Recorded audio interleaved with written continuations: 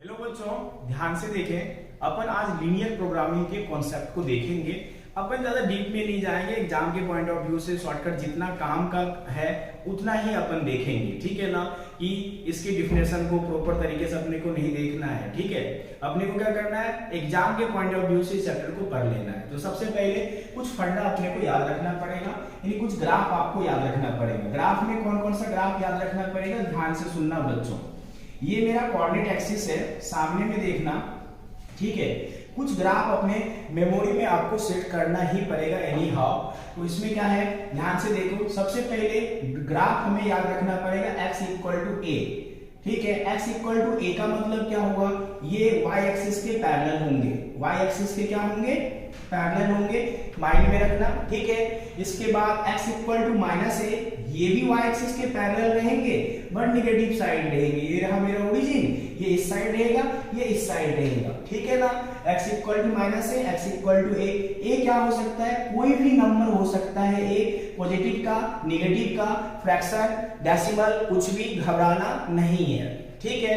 Just example के तौर पर दे रहा हूं। अगर मान लो कि x इक्वल टू 4 का ग्राफ बोले तो आप क्या करोगे, यहीं से कोऑर्डिनेट एक्सिस बनाकर इसको इजी वे में आप कर सकते हो। अगर कोई हिंदी मीडियम के स्टूडेंट है, यहाँ पर हिंदी लैंग्वेज का कोई इफेक्ट नहीं होगा, हिंदी और इंग्लिश का, ठीक है ना। तो ये x इक्वल टू ये 4 और इस पॉइंट का नाम आपको आना चाहिए 4,0 और यहाँ पर ये क्या रहता है मेरा a,0 और ये क्या रहता है मेरा -a,0। तो x इक्वल टू a का ग्राफ आपको आना ही चाहिए और x इक्वल टू -a का ग्राफ, क्योंकि इसमें कुछ जो ग्राफ यूज होने वाले ग्राफ है बस उतना ही मैं आपको डिस्कस करूंगा, बाकी डिस्कस नहीं करूंगा। क्लियर है। अब देखो, अगर x इक्वल टू a है, अगर मैं बोल दूं x is greater than equal to 4 का ग्राफ बनाओ, तो आपको घबराना नहीं है, आपको बनाना है x इक्वल टू 4 ही, बट हमें साइड ओरिजिन क्या करना है, इस साइड करना है। ये ग्राफ बन गया किसका, x is greater than equal to 4 का, ठीक है ना। अगर ऐसा रहता, मान लो कि x is less than equal to 4, तो साइड ओरिजिन कहां होता बच्चों, इस बार साइड ओरिजिन इस साइड होता। क्लियर है ना। बस अपन को साइड ओरिजिन देखना है। तो मैंने क्या देखा, x इक्वल टू a का और x is greater than equal to 4 और x is less than equal to 4 का ग्राफ अपन देख चुके हैं, ठीक है ना। उसी प्रकार से हम आगे की ओर बढ़ेंगे। इस चैप्टर में बेसिक बातें अपन याद रखेंगे तो मेरा क्वेश्चन एग्जाम में छूट ही नहीं सकता है, पॉसिबल ही नहीं है। तो हम अब क्या करेंगे बेटा, अब y इक्वल टू a का ग्राफ ड्रॉ करो and y equal to -a का ग्राफ ड्रॉ करो। इसको कैसे करोगे ड्रॉ, ये रहा मेरा कोऑर्डिनेट एक्सिस, ध्यान से देखें, ये रहा मेरा कोऑर्डिनेट एक्सिस, सामने में है y dash. y equal to a का ग्राफ कहां होगा, x एक्सिस के पैरेलल होगा, ठीक है। और ये कोऑर्डिनेट कितना होगा 0,a और यहां पर y इक्वल टू -a का ग्राफ कहां होगा, ध्यान से देखें 0,-a, ठीक है ना।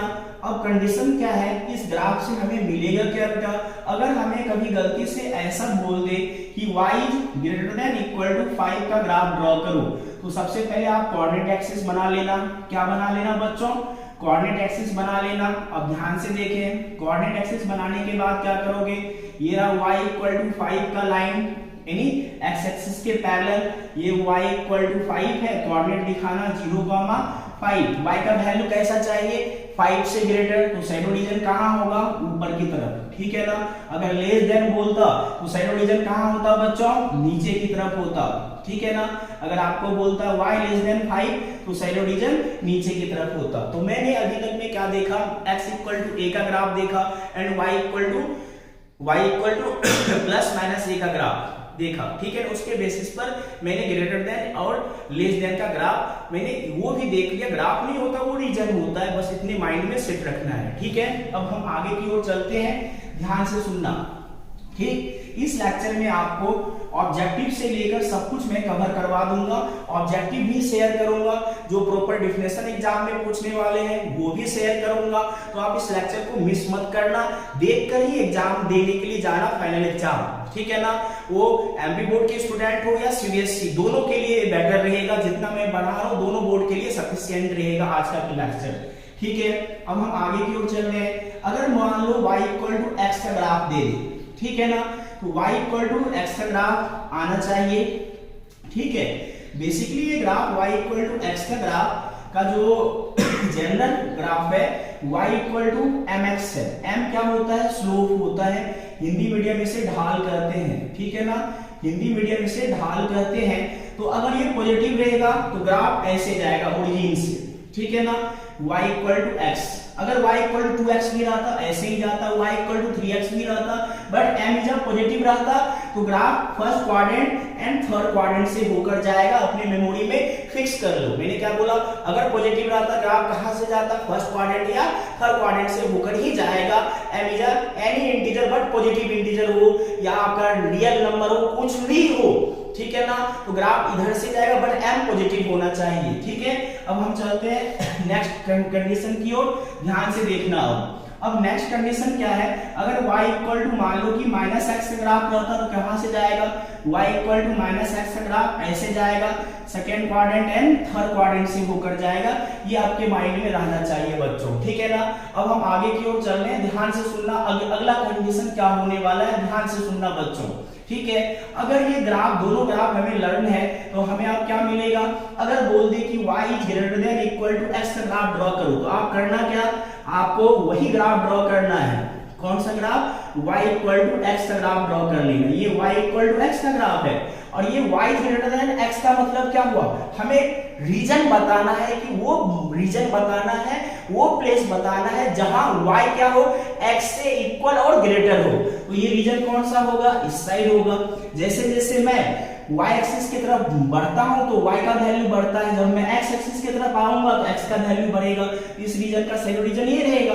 अगर मान लो ऐसा रहता, अगर मान लो आपके सामने में एक छोटा सा और एक एग्जांपल दे रहा हूं, अगर बोलता y is less than equal to x का ग्राफ ड्रॉ करो, तो आपको क्या करना पड़ता बच्चों? आपको ये रहा y इक्वल टू x का ग्राफ आप ड्रॉ कर लेते और ये लेस देन का पार्ट साइड रीजन इस साइड हो जाता, ठीक है ना।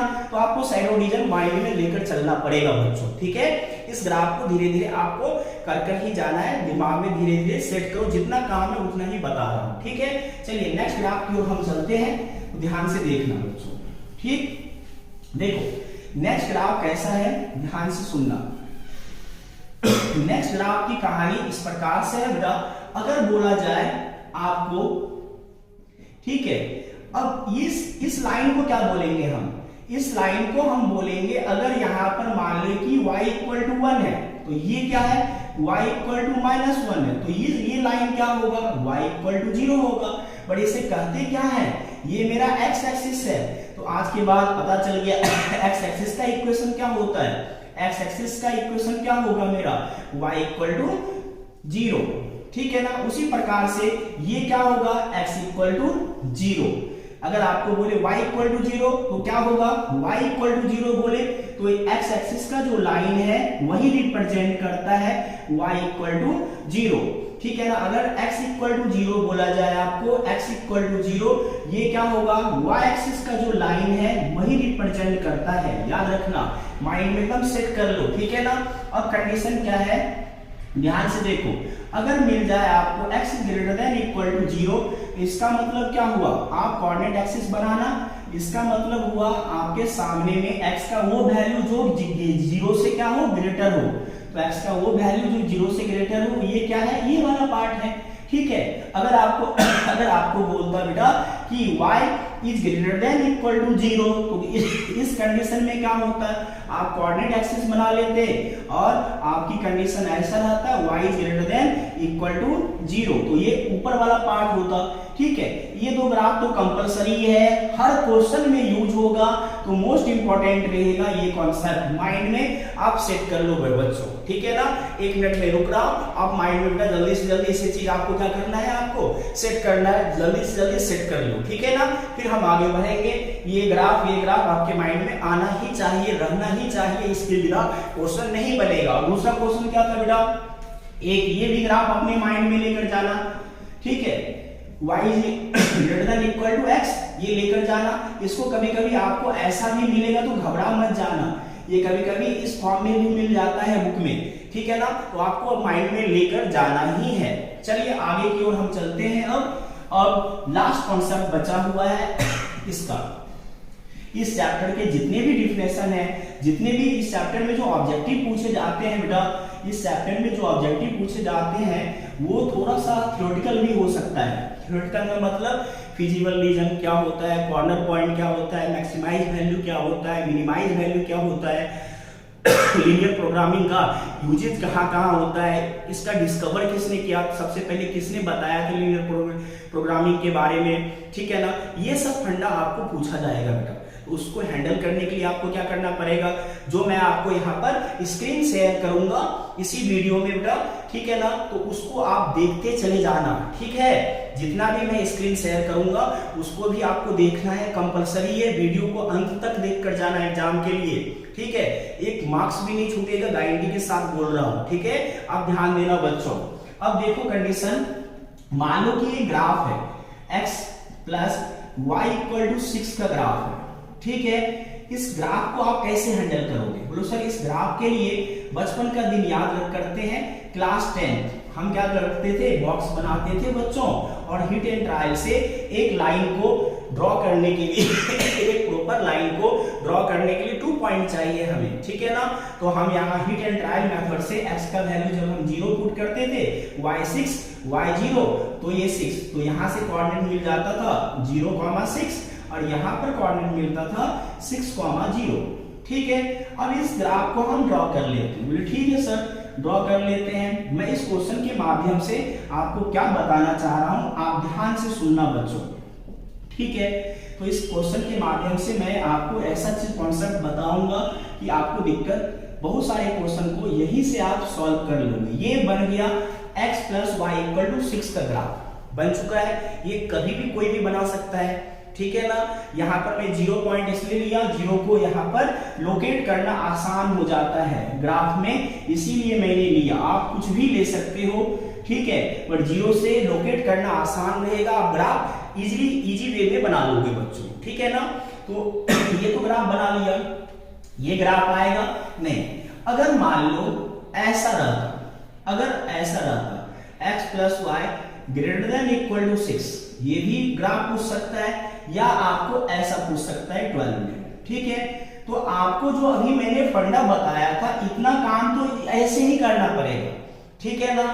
जो मैंने अभी बताया था प्रॉपर वे, इसी वे को फॉलो कर कर इतना काम करना ही पड़ेगा। x plus y equal to 6 का ग्राफ ड्रॉ करना ही पड़ेगा, ये पूछे या ये पूछे, आपको इतना काम करना ही पड़ेगा बच्चों, ठीक है। समझ में आ चुका है मैंने क्या बोला।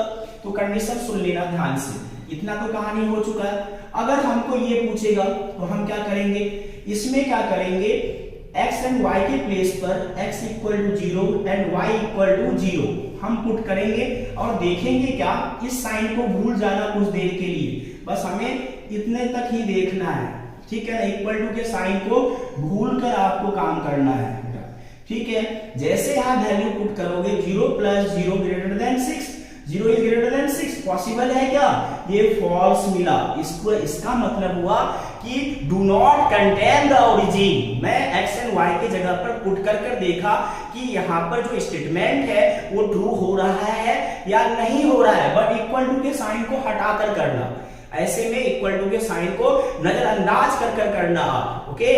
तो यहां से फॉल्स मिला, तो फॉल्स का मतलब क्या हुआ, जब मैं शैडो रीजन करूंगा, कहां करूंगा, अपवर्ड करूंगा, ऊपर की तरफ करूंगा। अगर स्टेटमेंट फॉल्स मिलता है तो शैडो रीजन कहां करते हैं, हम ऊपर की ओर करते हैं, कहां करते हैं, जस्ट इसके ऊपर। Do not contain the origin, shadow reason इस प्रकार से करेंगे जो शैडो एरिया हो, ओरिजिन की तरफ ना आए, ये ध्यान रखना, ठीक है। अगर कंडीशन इसमें जब हम पुट करते 0 प्लस 0, तो ये कंडीशन आपका ट्रू आया है, क्या आया है, ट्रू। इस बार शैडो रीजन हम करते इस ग्राफ के लिए, तो हमें कैसा करते बेटा, हम नीचे की ओर करते, इस बार कंटेन द ओरिजिन हो गया, ठीक है ना। इतने बातों को हमको ध्यान रखना है। अगर इतने बातों को आप मेमोरी में फिट कर लेते हो, क्वेश्चन कैसा भी आए आप 100% कर जाओगे, ठीक है ना। इतने फंडे को क्लियर करें। नेक्स्ट वीडियो में मैं आपको क्वेश्चन भी करवा रहा हूं, ठीक है ना, पार्ट 2 में। और ये ध्यान रखना, जितना भी मैंने बताया है बच्चों, ये सारे क्वेश्चन आप कॉन्सेप्ट कर ही जाना, ठीक है। अब मैं कुछ इंपॉर्टेंट क्वेश्चन आपको दे रहा हूं, ये सारे क्वेश्चन आपको कर जाना है, ध्यान से सुनिए। जो मैं इंपॉर्टेंट दूंगा उसको आपको कर ही जाना है एनी हाउ, ठीक है। इस चैप्टर से, एनसीईआरटी से, ठीक है ना। न्यू बुक के सिलेबस से मैं दे रहा हूं, न्यू एंड ओल्ड लगभग इसमें सेम ही है। इस चैप्टर में न्यू रिड्यूस सिलेबस वाला बुक हो या न्यू वाला हो, दोनों का सेम ही है। एग्जाम्पल 1 कर ही जाना, एग्जाम्पल 1 कर ही जाना, ठीक है ना। एग्जाम्पल 1, एग्जाम्पल 2, एग्जाम्पल 3 आप कर ही जाना। साथ साथ जो ऑब्जेक्टिव अभी शेयर आपके स्क्रीन पर आएगा वो सारे इसके स्क्रीनशॉट लेकर जाना, इंपॉर्टेंट रहेगा सारे डिफिनेशन। अगर हिंदी मीडियम के स्टूडेंट हो, गूगल से सर्च कर डिफिनेशन याद कर लेना, ठीक है ना। प्लीज याद कर ही जाना बच्चों। एग्जाम्पल 1, एग्जाम्पल 2, एग्जाम्पल 3, 12.1 का क्वेश्चन नंबर 1, 2, 3, 1, 2, 3, 12.1 का क्वेश्चन नंबर 1, 2, 3 एंड 5 कर जाना। इस सारे जितने भी क्वेश्चन है, मैं जो इंपॉर्टेंट मोस्ट इंपॉर्टेंट क्वेश्चन है उसका वीडियो मैं आपको शेयर कर दूंगा।